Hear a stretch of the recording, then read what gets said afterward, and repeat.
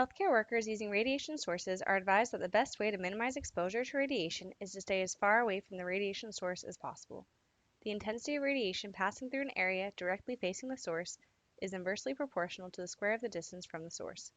Using a table showing the distance d from the source in feet and the intensity I of the radiation in millisieverts, determine a model for the intensity of radiation as a function of distance from the source. Find the safe distance from the X-ray equipment for a dental X-ray technician.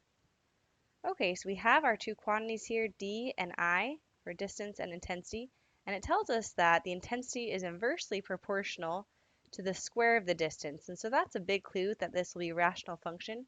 Let's go ahead and graph this scatter plot. We'll go ahead and put d into L1 and have that be our x variable, and then we'll put I into L2 and graph that on our calculator.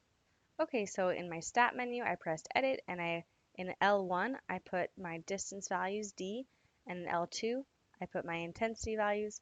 And so graphing those, then we have those now in the graph, and that does appear to be a rational function. It has the shape of a rational function. So let's go ahead and continue. Okay, so now that it does appear rational, let's also go ahead and find the product that we need to see if it's generally constant. And so, if the intensity is inversely proportional to the square of the distance, that actually means that we're going to need to find d squared, because it's going to be the product of d squared and I.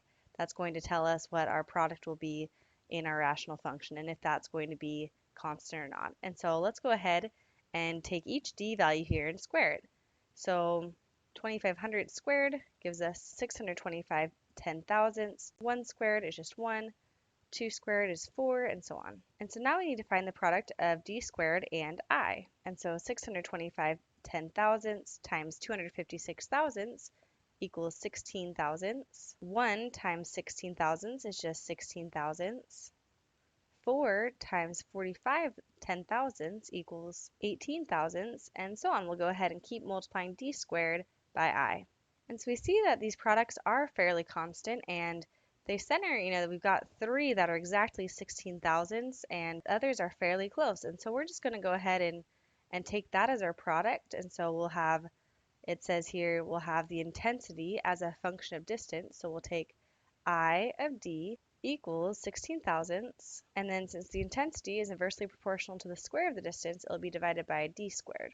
And so now let's check our graph and see if it looks like a reasonable model, and also predict what a safe distance would be from the X-ray equipment for our dental technician.